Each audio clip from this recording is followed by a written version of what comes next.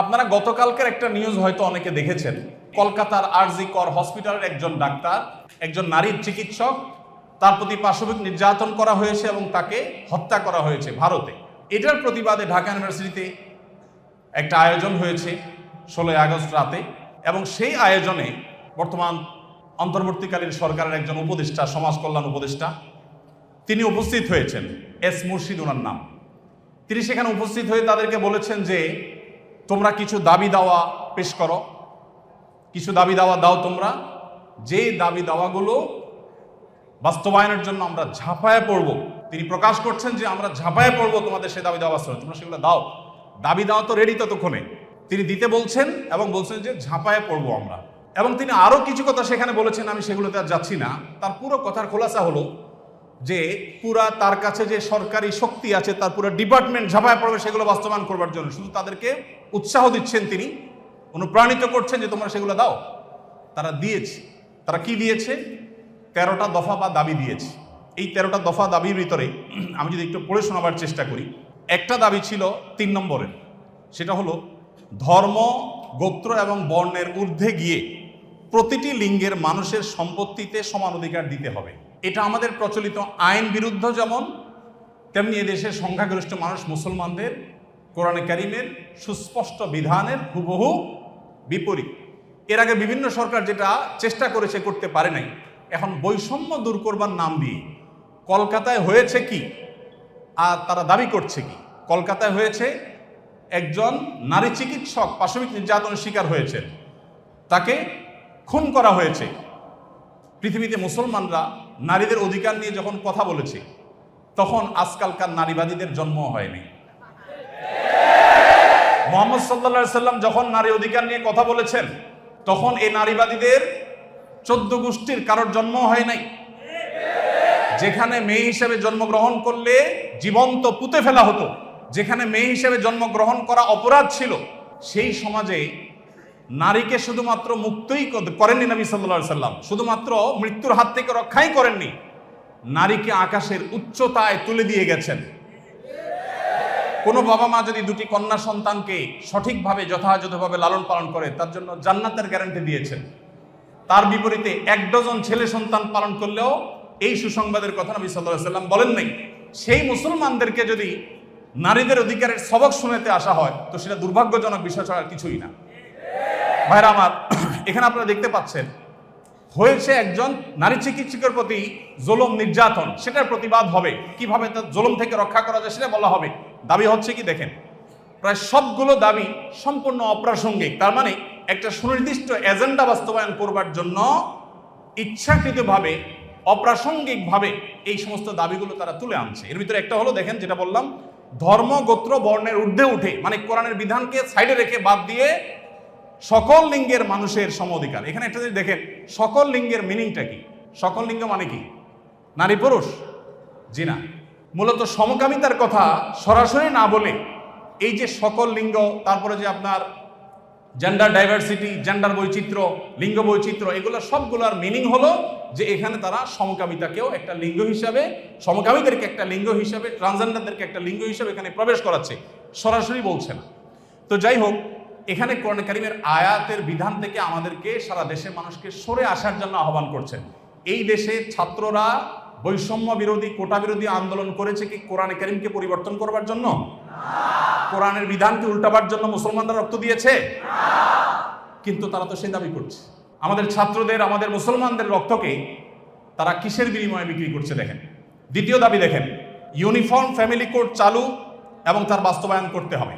এটার সহজ কথা হলো যে মুসলিম পারিবারিক আইন যেটা আছে এটা তুলে দিতে হবে, এবং তারা যে সমাজ চায় সেই সমাজ সোজা কথা বাস্তবায়ন করতে হবে, যেটা এই দেশের সংখ্যাগরিষ্ঠ মানুষের চিন্তা, দর্শন, মূল্যবাদের পরিপন্থী। 4 নম্বর, সন্তানের অভিভাবকত্বের আইন পরিবর্তন করতে হবে। নারীকে সন্তানের অভিভাবকত্ব দিতে হবে। কোরআন পুরুষকে, বাবাকে অভিভাবকত্বের দায়িত্ব দিয়েছে, এবং সেটা আমাদের সমাজে প্রতিষ্ঠিত।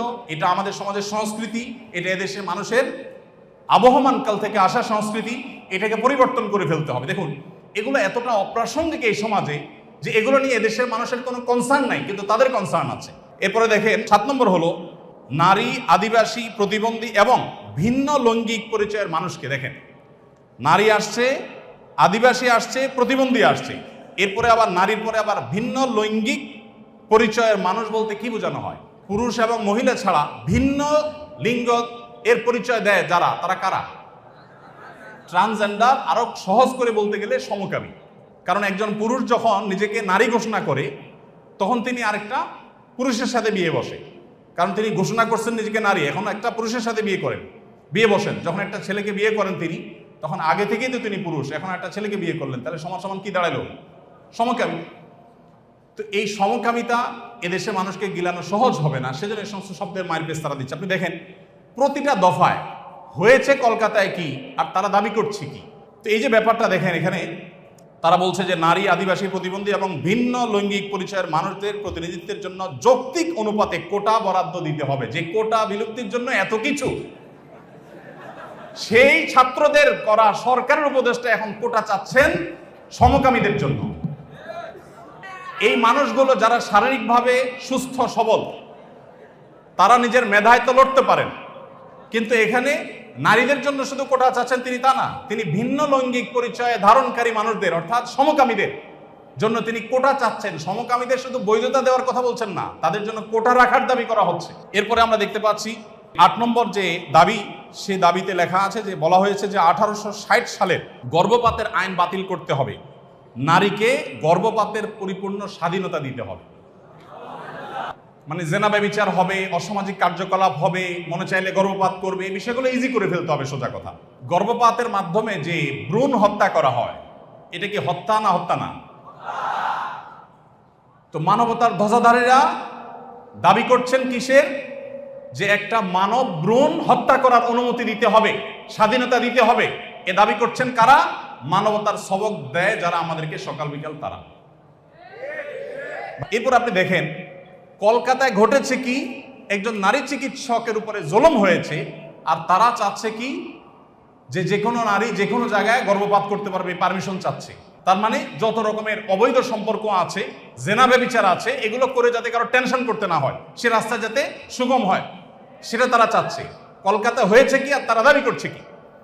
আচ্ছা, এরপরে দেখেন 9 নম্বর দাবি করেছে তারা, নারী এবং লৈঙ্গিক বৈচিত্র্যের মানুষের জন্য সমান কর্মসংস্থানের সুযোগ দিতে হবে এবং নিরাপদ কর্মসংস্থানের নিশ্চয়তা দিতে হবে। তার মানে নারী এবং লৈঙ্গিক বৈচিত্র্যের মানুষদের কথা বলা হচ্ছে এখানে। পুরুষ তো আছেই, মহিলা পুরুষের বাদে আবার বিভিন্ন লৈঙ্গিক পরিচয়ের ধারণকারী মানুষদের জন্য কর্মসংস্থানে বিশেষভাবে তাদের জন্য সুযোগ দিতে হবে, পরিবেশ করতে হবে। তার মানে কি নারী পুরুষ ছাড়া কি আছে? ট্রান্সজেন্ডার বা সমকামী। যদি আপনি বলেন না আমি এখানে তৃতীয় লিঙ্গ বুঝেছি, তাহলে তৃতীয় লিঙ্গ বলতে আপনার সমস্যা কি? লৈঙ্গিক বৈচিত্র্য শব্দ বলতে কতগুলো অক্ষর ব্যবহার করতে হয়েছে, উচ্চারণ করাও তো একটু কঠিন। আপনি তৃতীয় লিঙ্গে বলতে সমস্যা কোথায়? হিজড়া বলতে যদি আপনি না চান, না বললেন। তৃতীয় লিঙ্গ তো আমাদের দেশের স্বীকৃত ভাষা, সংবিধানের ভাষা, তাহলে সেটা ব্যবহার করতে অসুবিধা কোথায়? তার মানে এটা তাদের উদ্দেশ্য না। আমি তো দায়িত্ব নিয়ে বলতে পারি এটা তাদের উদ্দেশ্য। তাদের উদ্দেশ্য হলো সমকামী বা ট্রান্সজেন্ডারদেরকে তারা সমাজে প্রতিষ্ঠা করবার অপচেষ্টায়। ভাইরা আমার, এখনো দেশের কিছুই ঠিক হয় নাই, কত জটিল অবস্থা। এখনো পুলিশ ভালো করে তাদের কাজে যোগদান করতে পারেনি, এখনো স্থবিরতা আছে, স্টাবল হচ্ছে না।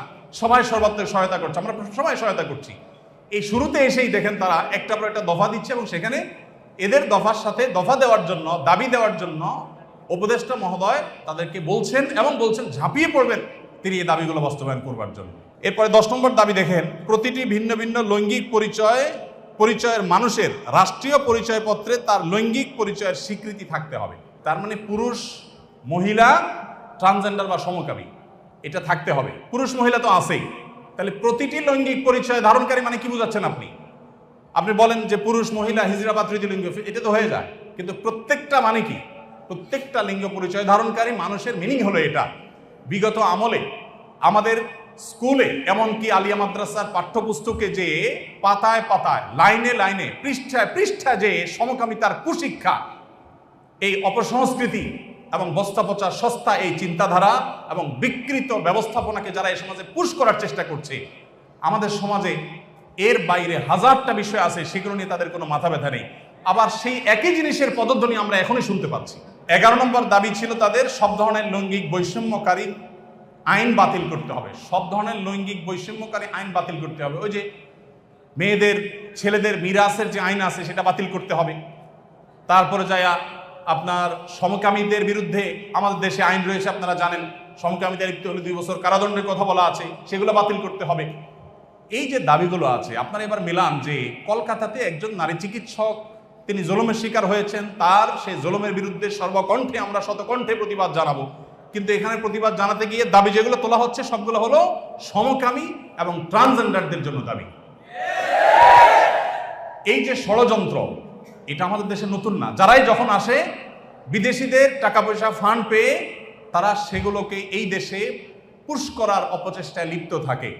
তারা জানে না এদেশের ওলামা একরাম তাদের শেষ রক্তবিন্দু থাকা পর্যন্ত এই সকল অনাচারের বিরুদ্ধে তারা কথা বলে যাবেন। এদেশের ওলামা একরাম, এদেশের দিনদার মানুষের কোনোদিন এটা বাস্তবায়ন হতে দিবে না। মালয়েশিয়ানরা যদি সমকামীদের যে সিম্বল, তাদের যে রংধনুর সিম্বল, সেই কালারগুলো, সেই 6 কালার, এগুলো যদি কেউ কোনো পোশাকে, আশাকে, ঘড়িতে, কোনো কিছুতে ধারণ করে, আমি যদি ভুল না বলে থাকি, না জেনে থাকি, তাহলে 3 বছর কারাদণ্ডের কথা বলা আছে।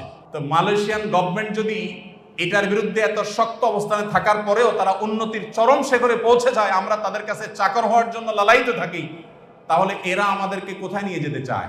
একজন উপদেষ্টা মহোদয় তিনি এদেশের সকল ধর্মের মানুষের কাছে ঘৃণিত একটা বিষয়কে সমাজে স্টাবলিশ করবার জন্য রীতিমতো প্রকাশ্যে এখন তারা নেমেছে। এখন একজন আলেম হিসাবে, একজন দায়ী হিসাবে আমাদের বুদ্ধিবৃত্তিকভাবে এই সকল ষড়যন্ত্র মোকাবেলা করতে হবে।